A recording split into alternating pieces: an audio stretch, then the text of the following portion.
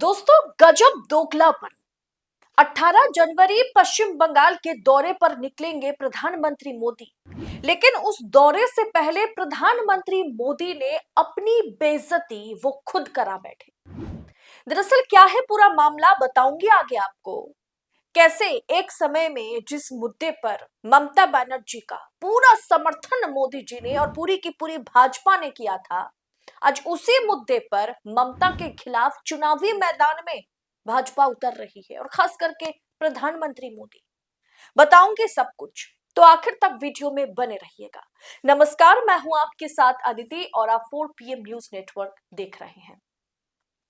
दरअसल दोस्तों, 18 जनवरी को प्रधानमंत्री मोदी सिंगूर में एक बहुत बड़े जनसभा को संबोधित करने जा रहे हैं। सिंगूर पश्चिम बंगाल का एक जगह है जो हुगली डिस्ट्रिक्ट के अंतर्गत है और ये जगह बड़ा महत्वपूर्ण है क्योंकि इसी मूवमेंट के लिए, इसी सिंगूर मूवमेंट के लिए, इसी सिंगूर प्रोटेस्ट के लिए ममता बनर्जी 2011 में पहली बार सत्ता में आई थी।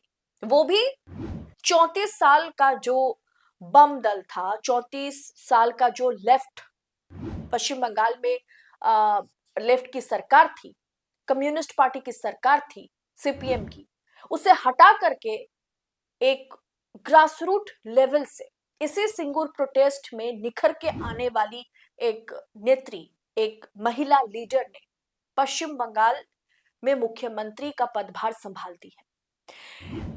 जिस प्रोटेस्ट की मैं बात कर रही हूं, वो दरअसल एक ऐसा मूवमेंट था जिसने बंगाल के इतिहास को पूरी तरीके से बदल दिया, फ्यूचर को बदल दिया और आज भी उसी मुद्दे पर अब भाजपा चुनाव लड़ना चाह रही है। दरअसल क्या हुआ था, 2006 में रतन टाटा वहां पर नैनो फैक्ट्री शुरू करना चाहते थे। जो नैनो कार आप देखते होंगे, छोटा सा ऑटो से थोड़ा सा बड़ा साइज वाला जो कार है, 2006 में उसका फर्स्ट प्लांट जो है वो बनने वाला था पश्चिम बंगाल में और जगह था सिंगूर। वहां पर ममता बनर्जी ने जो प्रोटेस्ट शुरू किया कि वहां के जो आम किसान हैं, उनकी जमीन लेकर के उन्हें सही पैसा नहीं दिया जा रहा है। बहुत सारे ऐसे किसान थे जो जमीन बेचना नहीं चाहते थे, जिन्हें पश्चिम बंगाल में फैक्ट्री बने, वहां पर नैनो का फैक्ट्री हो, वहां के युवाओं को आगे चल के रोजगार मिले, ये सोच बहुत लोगों के मन में नहीं था। ममता बनर्जी ने उस समय किसानों का साथ दिया और उस समय जो कम्युनिस्ट पार्टी की सरकार थी, सीपीएम की सरकार थी पश्चिम बंगाल में, उसके खिलाफ ममता बनर्जी चली जाती है और सिंगूर में किसानों के लिए वो आंदोलन शुरू करती है, किसानों के पक्ष में, और टाटा नैनो की फैक्ट्री को वहां से हटाया जाए इसके लिए ममता बनर्जी धरने पर बैठती है, भूख हड़ताल पर बैठती है। एक बहुत बड़े प्रोटेस्ट को वो कहीं ना कहीं अंजाम देती है, हंगर स्ट्राइक प्रोटेस्ट। जिसके बाद दोस्तों क्या होता है कि मतलब प्रोटेस्ट इतना बड़ा आकार लेता है कि वहां से टाटा को फैक्ट्री, रतन टाटा को अपनी फैक्ट्री को वापस लेना पड़ता है, फैक्ट्री बंद करनी पड़ती है और वो वहां से फैक्ट्री बंद करके गुजरात चले जाते हैं। इस पूरी की पूरी कहानी में, ये सिर्फ कहानी नहीं है, ये राजनीतिक किस्से हैं। इसे आप सुनेंगे, समझेंगे तो भाजपा की राजनीति, रणनीति आपको समझ में आ जाएगा। तो क्या होता है, सिंगूर में फिर फैक्ट्री नहीं बनती है और जाहिर सी बात है पश्चिम बंगाल इस मामले में कोई भी जगह पर अगर एक ऑटोमोबाइल का फैक्ट्री बन जाए तो सोचिए वहां की डेवलपमेंट किस तरह की होती है। वहां आज युवाओं को रोजगार के लिए दरबदर भटकना नहीं पड़ता। बहुत सारे मैटर्स हैं जिसमें हम ये नहीं कहेंगे कि ममता सरकार ने बहुत अच्छा काम किया। उस समय ममता सत्ता में आने के लिए ममता बनर्जी ने इस मुद्दे को उठाया था और किसानों का उन्होंने समर्थन किया था। उस समय किसान जो मांग कर रहे थे उसके सपोर्ट में ममता बनर्जी खड़ी हो गई थी। अब आप सुनकर चौंक जाएंगे, उस समय ममता बनर्जी के उस भूख हड़ताल में कौन पहुंचे थे आपको पता है? बीजेपी के एक से बढ़कर एक नेता ममता बनर्जी को सपोर्ट करने वहां पहुंचे हुए थे। अभी स्क्रीन पर आप राजनाथ सिंह की तस्वीर देख रहे होंगे। 2006 में राजनाथ सिंह भारतीय जनता पार्टी के प्रेसिडेंट थे, अध्यक्ष थे, और उस समय भारतीय जनता पार्टी के अध्यक्ष राजनाथ सिंह ममता के साथ भूख हड़ताल पे पहुंचे थे, ममता का पूरा समर्थन करते हुए वो नजर आ रहे थे, क्योंकि उन्हें भी कम्युनिस्ट पार्टी को पश्चिम बंगाल से हटाना था।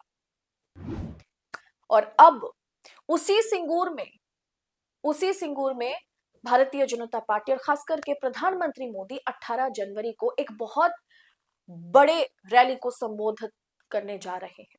और मुद्दा यही होगा कि इसी सिंगूर में ममता बनर्जी ने टाटा को भगाया था। देखिए, अगर टाटा ने फैक्ट्री बनाया होता तो आज जो पश्चिम बंगाल के जो युवा है उन्हें दरबदर भटकना नहीं पड़ता। उन्हें बाहर बैंगलोर, मुंबई, पुणे, दिल्ली में जॉब ढूंढने के लिए इधर उधर भटकना नहीं पड़ता। पश्चिम बंगाल में जो जॉब क्राइसिस है वो काफी हद तक खत्म होता। लेकिन ममता बनर्जी ने फ्यूचर का ना सोचकर उस समय सिर्फ सत्ता हथियाने के लिए सिंगूर में इतना बड़ा मूवमेंट चलाया। अब दोस्तों, उस समय ममता का साथ किसने दिया था? 2006 की ये तस्वीर है जहां ममता बनर्जी भूख हड़ताल पर बैठी है, लेटी हुई है, और राजनाथ सिंह बहुत नजदीक होकर के उनसे बातचीत करते हुए नजर आ रहे हैं, उनका समर्थन देते हुए उन्हें नजर आ रहे हैं। और आज उसी मुद्दे पर, उसी जगह पर जहां एक समय भारतीय जनता पार्टी के अध्यक्ष पहुंचे हुए थे, भारतीय जनता पार्टी ने पूरी तरीके से ममता का समर्थन किया था, आज उसी मुद्दे पर, उसी जगह पर ममता बनर्जी के खिलाफ प्रधानमंत्री मोदी एक बड़े जनसभा को संबोधित करने वाले हैं और इसी मुद्दे पर संबोधित करने वाले हैं।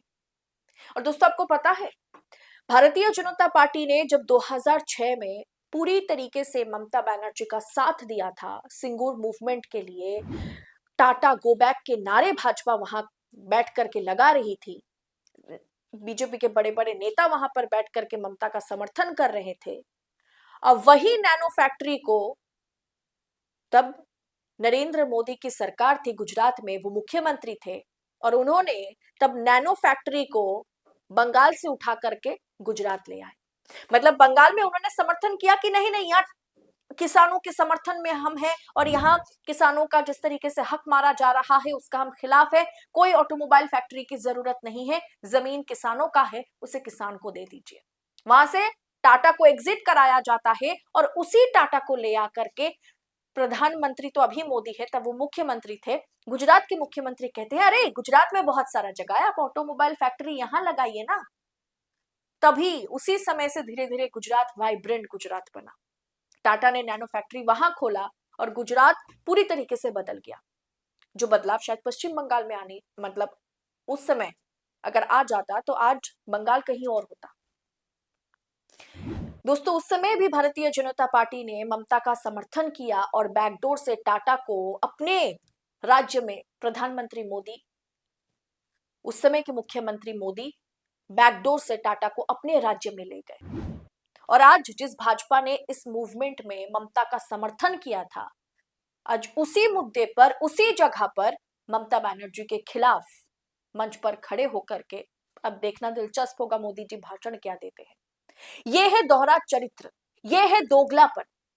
और भारतीय जनता पार्टी अब एक बड़े जनसभा को संबोधित मोदी जी करेंगे 18 जनवरी को सिंगूर में, और उससे पहले इस तरह के फोटोज वायरल हो रहे हैं जहां मोदी से सवाल पूछा जा रहा है कि एक समय आप ही के भाजपा के अध्यक्ष ममता के समर्थन में खड़े थे, भाजपा ममता के समर्थन में खड़ी थी, आप गुजरात के मुख्यमंत्री के तौर पर ममता के समर्थन में उस समय सिंगूर प्रोटेस्ट में खड़े थे, और आज उसी सिंगूर मुद्दे पर आप ममता को घेरने के लिए यहां पर जनसभा को संबोधित करने आ रहे हैं। यही दोगलापन है दोस्तों भारतीय जनता पार्टी, जो समय समय पर अपना रंग बदलती हुई नजर आती है। ये एक राजनीतिक किस्से हैं, आप भी समझ गए होंगे। राजनीति में अक्सर ऐसा होता है। अगर मैं बार बार कहती हूं कि अगर गठबंधन सिर्फ एक म्यूनिसिपल कॉर्पोरेशन इलेक्शन के लिए भाजपा और एआईएमआईएम के बीच हो सकता है तो इस देश में कुछ भी संभव है। लेकिन अब चाहे शुभेंदु अधिकारी हो, नेता प्रतिपक्ष पश्चिम बंगाल में, चाहे शुभेंदु अधिकारी हो, चाहे स्टेट प्रेसिडेंट शमिक भट्टाचार्य हो, या कितने भी बड़े बड़े भाजपा के लीडर, अब नरेंद्र मोदी के रैली 18 जनवरी को है, वो सिंगूर में ममता को ललकारेंगे। लेकिन उस ललकारने से पहले मोदी जी सोशल मीडिया पर इसलिए ट्रोल हो रहे हैं कि आज जिस मैदान में खड़े होकर के, जिस बंजर जमीन में खड़े होकर के नरेंद्र मोदी ममता बनर्जी को ललकारेंगे, उसी जमीन पर एक दिन ममता के साथ बैठ करके भाजपा के अध्यक्ष ममता का समर्थन कर रहे थे, बीजेपी ममता का समर्थन कर रही थी। ये हास्यास्पद नहीं है फिर क्या है? इस राजनीतिक किस्से पर, या आप इसे कहानी बोले, कुछ भी कहे, इस पर आपकी राय क्या है? क्योंकि ये हकीकत है, ऐसा हुआ है जो मैं आपसे कह रही हूं। इस पर आपकी राय, टीका टिप्पणी कमेंट बॉक्स में हमें बताइएगा जरूर। और बाकी 18 जनवरी को जब नरेंद्र मोदी सिंगूर में खड़े होकर के ममता के खिलाफ उसी जमीन पर बयानबाजी करेंगे, टाटा नैनो फैक्ट्री को फिर से सामने लेकर के आएंगे, तब हम फिर एक वीडियो बना करके आपको दिखलाएंगे कि मोदी जी पहले क्या कहा करते थे, 2006 में उन्होंने क्या कहा, उनकी पार्टी ने क्या कुछ कहा था, बोला था, क्या किया था, और आज मोदी जी क्या कह रहे हैं। देखना दिलचस्प होगा कि 18 जनवरी मोदी जी मंच पर खड़े होकर के किस तरह से ममता बनर्जी को ललकारते हैं। फिलहाल इस रिपोर्ट पर आपकी राय क्या है, कमेंट बॉक्स में बताइएगा। ऐसी तमाम खबरों को यूं ही पाने के लिए, राजनीतिक किस्से कहानियां जानने के लिए 4 PM न्यूज नेटवर्क के साथ बने रहे। मुझे दीजिए इजाजत, बहुत बहुत शुक्रिया आप सभी का। जय हिंद, जय भारत।